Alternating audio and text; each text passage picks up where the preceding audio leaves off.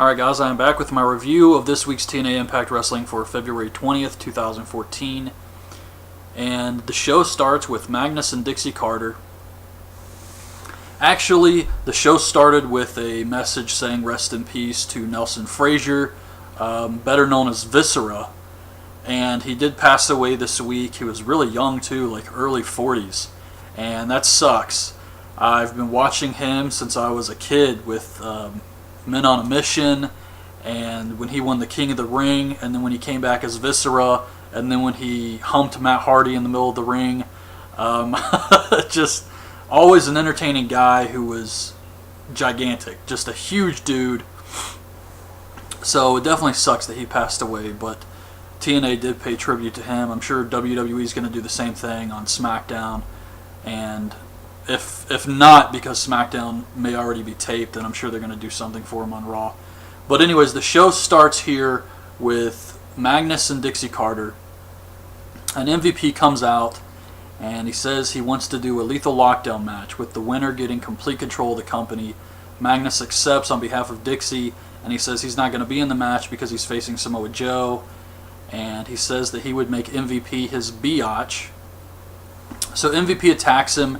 EC3 runs out, they beat down MVP, and Gunner runs out to make the save. We see the Wolves being held back by security. They fight him off, and then the Wolves come out, and Magnus runs away. He leaves EC3 to the Wolves, and Davey Richards kicks EC3 in the stomach.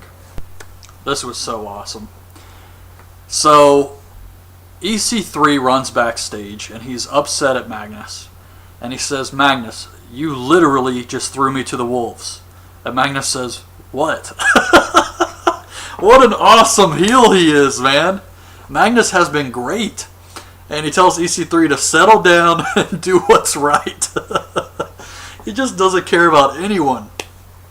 Magnus has been doing a great job, but I also want to mention that I think Dixie Carter has been doing a very good job as well. The past few weeks, or the past month or so, I think she's really been doing a great job with this heel character. I think she's becoming more confident in the role. And I would also like to say that MVP has been doing awesome since he came back. His promos have been great. Even last week, the whole thing calling EC3, C3PO, that was great stuff, and he's just been awesome on the mic since. Samoa Joe's in the ring, and he says he's here to fight. And he issues an open challenge, and the Bromans come out.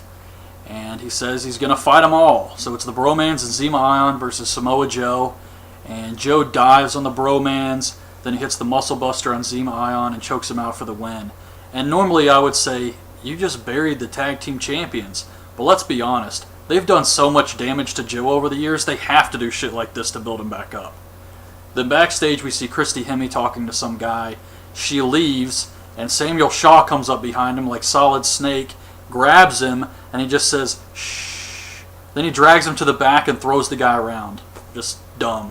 Bobby Roode goes to talk to James Storm, and they're acting like he's going to retire later, but I don't think he is. I actually think James Storm is going to screw Gunner over in his match against Magnus, but this actually got me thinking they could be trying to reform Beer Money here and have them both as heels, and then they could feud with the Wolves. That would be awesome.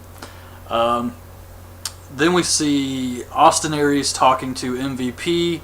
MVP asks him to join his team for Lethal Lockdown. It's going to be MVP and the Wolves. And Austin Aries says he needs to think about it. Then they show this video of TNA and all the success they've had in the UK. And then it shifts into an angle with Madison Rayne and Gail Kim brawling backstage. So this leads to Gail Kim versus Madison Rayne in a knockout street fight. And I didn't think the match was very good, but Gail Kim did break her nose or busted her nose open when Madison Rayne kicks a chair into her face. So her nose is actually bleeding during the match. But they still did the finish with Madison Rayne being distracted by Lady Tapa, and Gail Kim hits her with a Knockouts title and gets the win. Then we see a video of Gunner and his whole life, basically. How he joined the Marines. He always wanted to be a wrestler. Some interviews with his parents. It was a whole big thing. They're really hyping Gunner up. And at one point he says that he knows what struggling feels like, having to drive to all the shows and work for everything he's got. And he doesn't think Magnus has ever had to drive himself to a show and get paid $10 or nachos, get paid with a drink and a hot dog. And that made me wonder if Gunner has ever worked for Ian Rotten. EC3 cuts a promo backstage implying that Kurt Angle is going to announce his retirement soon or something like that. EC3 was pretty good here. Then Storm tells Gunner that tonight is his night, and Gunner gives Storm the briefcase that has the tag team title shot in it. Then Bobby Roode comes out and he says he's retiring. He can't take Dixie Carter anymore. And Dixie comes out and says he can't retire because he has a contract and she needs him to be the captain of Team Dixie at Lockdown. And Roode says, "Why should I do that for you?" And she says that she'll give him 10% of TNA. He'll be part owner. And Roode says, "So I can just have my lawyers draw up a contract, bring it to you, and you'll sign it, no questions asked?" And she's like, "Yeah." So the first thing I'm thinking is he's going to do some fancy bullshit where if she signs it, he owns all of TNA or something like that. And I really hope they don't do that, because that's exactly what happened with the whole Immortal thing. And it was just terrible and very confusing with the lawyers and everything. And it was just a dumb angle because it's so obvious that it's bullshit and that there is no way that this would actually work in the real world. You can't just have someone sign something, they don't know what they're signing, and then boom, you own their fucking company. It doesn't work that way. Then we see Bad Bones or some gut check guy Jeremy Borash is interviewing, and you know something's going to happen here because why the fuck is this on television? And behind these guys you see Christy Hemme, and she's on her phone and she's talking to some dude, and Samuel Shaw just runs up and attacks this guy, and Christy Hemme gets knocked over. So she's knocked out. Samuel Shaw beats this guy up and then carries Christy Hemme off. But where the hell does this go? He has no opponent. Who is going to come and save Christy Hemme? No one. Bad Influence is talking to Bobby Roode, and they're all excited because he's going to be 10% owner of the company if he wins a Lockdown. And he says that he wants them on his team, but they have to prove it. So it's Bad Influence versus the Wolves, and this was a good match here.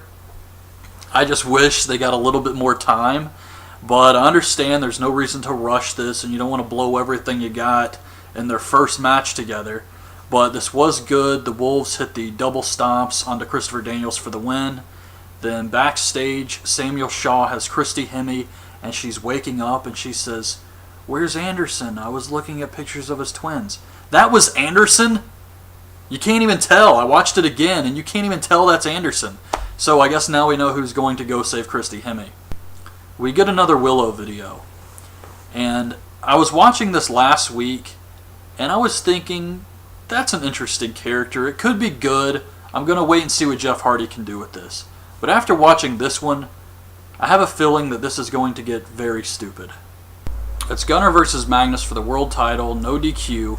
And Magnus is calling for someone to come out and help him, and the Wolves and James Storm come out instead. Then we see EC3 and the Bromans jump the guardrail. They start brawling with the Wolves and Storm. They all fight to the back.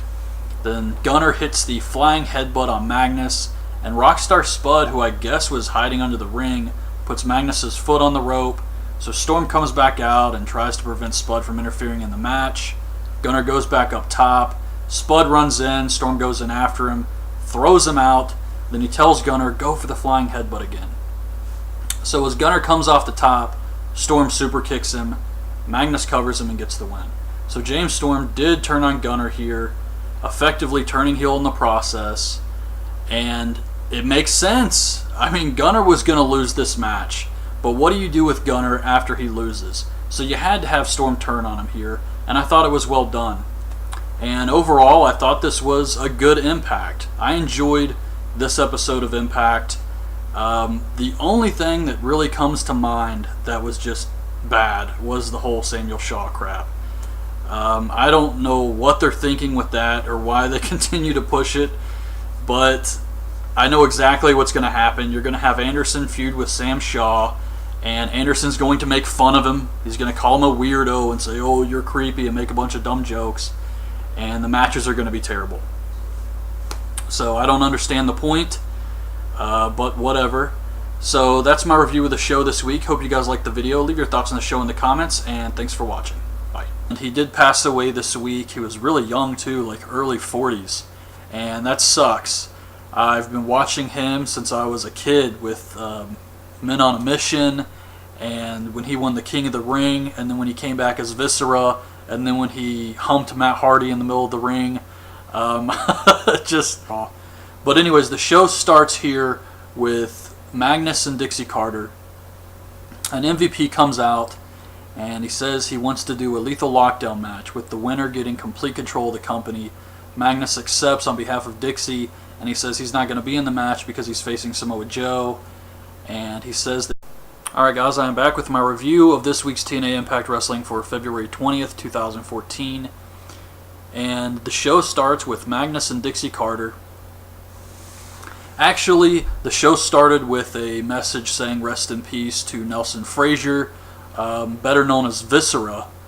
And always an entertaining guy who was gigantic, just a huge dude. So it definitely sucks that he passed away, but TNA did pay tribute to him. I'm sure WWE is going to do the same thing on SmackDown, and if not, because SmackDown may already be taped, then I'm sure they're going to do something for him on Raw. He would make MVP his biatch. So MVP attacks him, EC3 runs out, they beat down MVP, and Gunner runs out to make the save. We see the Wolves being held back by security. They fight him off, and then the Wolves come out, and Magnus runs away. He leaves EC3 to the Wolves.